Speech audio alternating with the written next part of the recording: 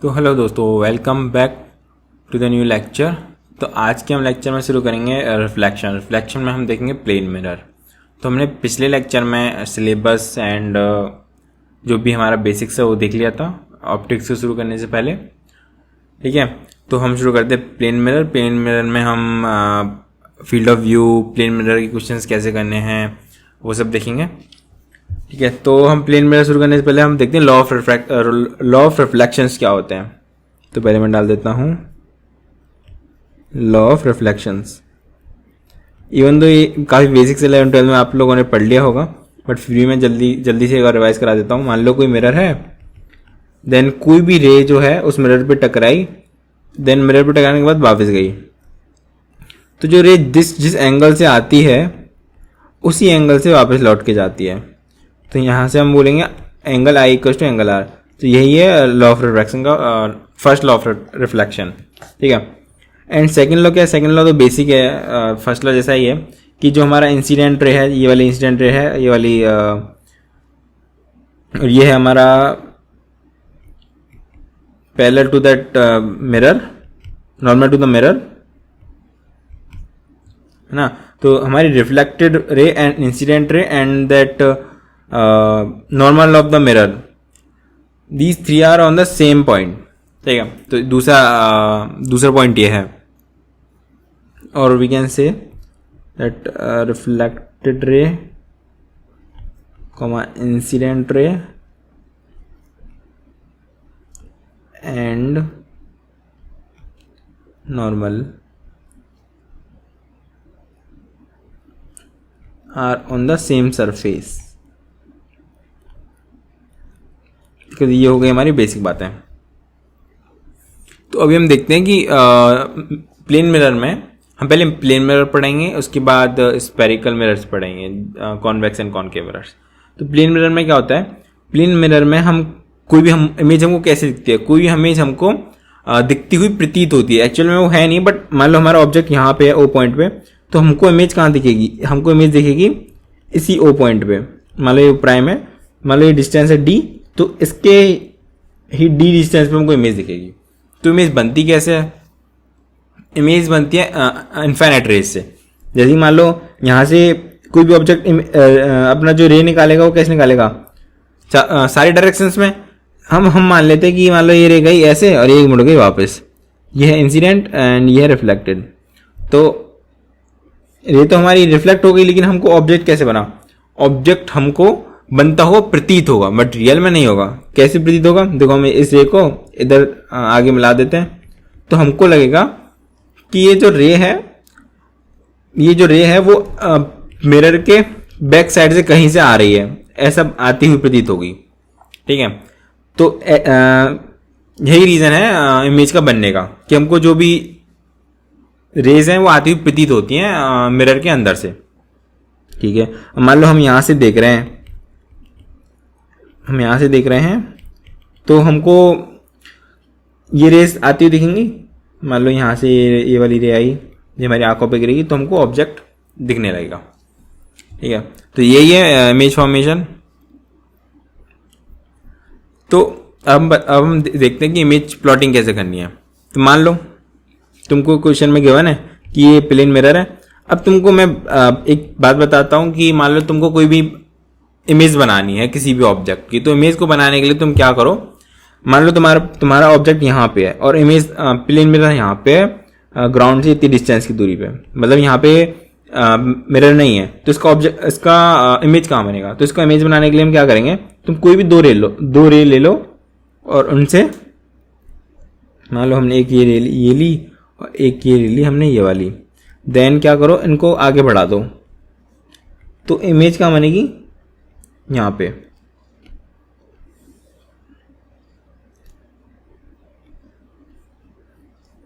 तो ये हमेशा बनेगी पैरेलल। मान लो ये डिस्टेंस है डी, तो ये भी होगी डी। तो अब उसका सीधा से फंडा बताता हूं कि मान लो तुमको कोई भी इमेज बनानी है, तो तुम क्या करो? इमेज अपना जो मिरर है उसको एक्सटेंड कर लो।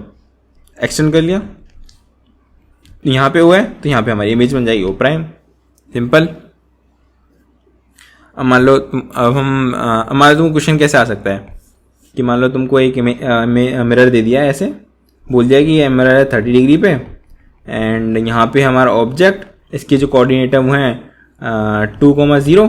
तो अब इसकी इमेज के कोऑर्डिनेट क्या होंगे ये पूछ सकता है। अब ये 30 है तो इसकी इमेज कहाँ बनेगी, यहाँ पे, क्योंकि ये नॉर्मल है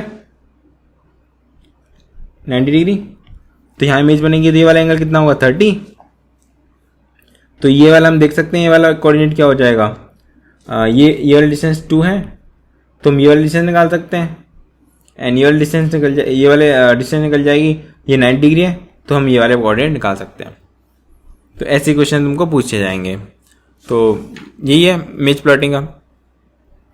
अब मान लो तुमको ऐसा भी क्वेश्चन पूछ सकता है, बेसिक क्वेश्चन है, बस मैं तुमको रिवीजन करा रहा हूँ, बाकी तुमने पहले पढ़ चुके होगे तुम लोग। मान लो तुमको एक ऑब्जेक्ट है वो ऐसे है A to B। अब इसका इमेज कैसे बनाएंगे, इसका इमेज बनाने के लिए क्या करेंगे, पहले A का इमेज बना दो, A का इमेज यहाँ बनेगा नॉर्मल, देन B का इमेज यहाँ पे बनेगा, सेम ये डिस्टेंस सेम होनी चाहिए, तो ये इमेज बनेगी कुछ ऐसे, ये भी, ये A प्राइम, ये B प्राइम, तो बन गए इमेज। आई थिंक क्लियर होगा इमेज कैसे बनानी है। अब हम देखते हैं फील्ड ऑफ व्यू। तो किसी भी मिरर का एक फील्ड ऑफ व्यू होता है, कैसे होता है हम देखते हैं। मान लो ये मिरर है, ये ऑब्जेक्ट है, अब हमको ये ऑब्जेक्ट की इमेज किस फील्ड में दिखेगी, वही होता है फील्ड ऑफ व्यू। जैसे कि मान लो ये ऑब्जेक्ट है, इस ऑब्जेक्ट के हम रे ऐसे निकलेंगी, अब जो लास्ट वाली रे होगी वो मैक्सिमम डिस्टेंस तक जाएगी, तो हम लास्ट वाली रे बनाते हैं, तो ये वाली रे ऐसे टकराएगी एंड ऐसे जाएगी, है ना, सेम ऐसे। तो हम यहाँ इस रेंज में अपनी आँख को लेके आए तो हमको इमेज दिखेगी जो कि यहाँ पे होगी कहीं पे। तो ये जो रेंज हुई इसको ही बोलते हैं फील्ड ऑफ व्यू, ठीक है। तो ये होता है फील्ड ऑफ व्यू। अब मान लो ये तुम्हारा मिरर है एंड ये तुम्हारा ऑब्जेक्ट है यहाँ नीचे, तो इसका फील्ड ऑफ व्यू क्या होगा, पहली रे को ऐसे निकालो एंड दूसरी रे को ऐसे निकालो, तो ये जो है रीजन ये होगा तुम्हारा फील्ड ऑफ व्यू। तो ये फील्ड ऑफ व्यू का कॉन्सेप्ट। अभी हम आगे बढ़ते हैं, आगे हम देखेंगे, आगे में एक क्वेश्चन करते हैं। चलो मान लो तुमको एक मिरर दे रखा है, प्रॉब्लम नंबर 1, तुमको मिरर दे रखा है एंड बोल रखा है कि यहाँ पे ऑब्जेक्ट है, ऑब्जेक्ट जो है वो यहाँ पे है, ऑब्जेक्ट की डिस्टेंस है 2 मीटर, जो हमारा मिरर है वो है 2 मीटर का,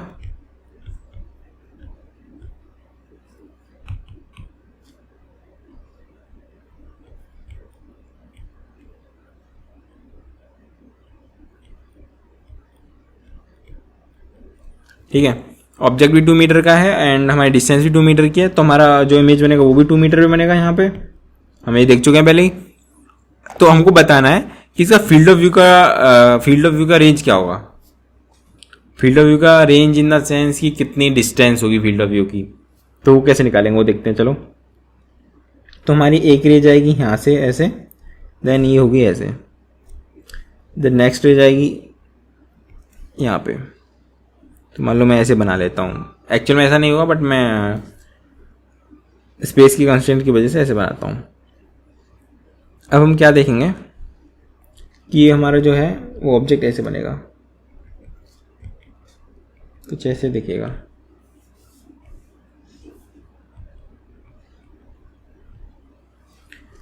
ठीक है। तो हमारा फील्ड ऑफ व्यू होगा ये वाला। अभी हमको क्वेश्चन में दिया हुआ होगा कि हमको फील्ड ऑफ व्यू निकालना कहाँ पे है। हमको मान लो फील्ड ऑफ व्यू निकालना है यहाँ पे है, ये वाला डिस्टेंस है 3 मीटर ऑब्जेक्ट से इस एक्सिस की रेंज, तो हमको निकालनी है डायरेक्ट ये वाली डिस्टेंस। तो मान लेते हैं कि ये डिस्टेंस है x एंड ये डिस्टेंस है y, देन हम कर देंगे y माइनस एक्स, ठीक है। तो पहले x निकालते हैं। तो देखो अब हम ट्राइंगल सिमिलैरिटी देखेंगे। एक तो ये वाला ट्राइंगल, ये ठीक है, एक ये वाला ट्राइंगल एंड एक ये वाला ट्राइंगल। आई होप क्लियर होगा डायग्राम में। ये दोनों है सिमिलर ट्राइंगल्स। तो हम क्या करेंगे, 2 बाई ये डिस्टेंस बाई ये टोटल डिस्टेंस, 3 और 2 5 और 2 7 इक्वल्स टू x अपॉन मान लो तुम, हाँ ये भी तुमको दिया होगा 1 मीटर मान लो, x अपॉन 1, तो x की वैल्यू होगी 3.5। ओके, एंड y की वैल्यू निकालने के लिए, y की वैल्यू के लिए एक तो होगा ये वाला ट्राइंगल, एक ट्राइंगल ही होगा बेसिकली, बट स्पेस कंस्ट्रेंट की वजह मैंने ऐसे बना दिया है। तो एक तो ये वाला ट्राइंगल होगा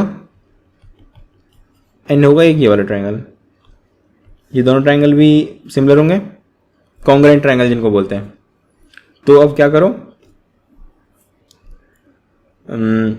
2/7 equals to x upon naught x, that is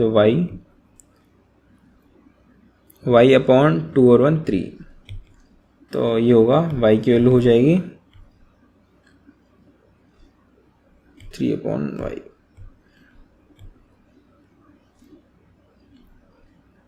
twenty 21/2 which is 10.5। तो हमारी y माइनस एक्स जो होगा वो फील्ड ऑफ व्यू होगा, रेंज होगी, तो हो जाएगी 7। तो ये होगा आंसर। तो कुछ नहीं करना तुमको ऐसे क्वेश्चंस में, पहले आपको रे ड्रॉ करनी है। रे ड्रॉ करने के बाद जो हमारे ट्राइंगल्स हैं उन ट्राइंगल्स को देखना है कौन कौन से ट्राइंगल जो है हमारे सिमिलर है। तो बस ट्राइंगल देख के देन रेशियो निकालना है, देन तुम्हारा क्वेश्चन सॉल्व हो जाएगा। इस पर काफ़ी सारे सवाल बन सकते हैं जो तुम लोग प्रैक्टिस कर सकते हो। ठीक है, तो अब इसमें एक और कॉन्सेप्ट आता है। हम एक और क्वेश्चन में देखते हैं कि कोई मान लो इमेज है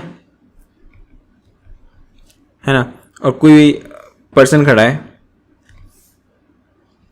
मतलब पर्सन यहाँ से देख रहा है। तो इस पर्सन को अपने आप को पूरा देखने के लिए मिनिमम कितने हाइट की इमेज चाहिएगी। मान लो इसकी हाइट है h, ये है पर्सन की हाइट। तो पर्सन को अपना पूरा बॉडी देखना है, तो पैर से लेके नहीं पूरा सिर तक। तो हम मान लेते हैं कि सर ये है, तो एक तो यहाँ से ये जानी चाहिए उसके आंखों तक, तो ये एक तो ये होनी चाहिए।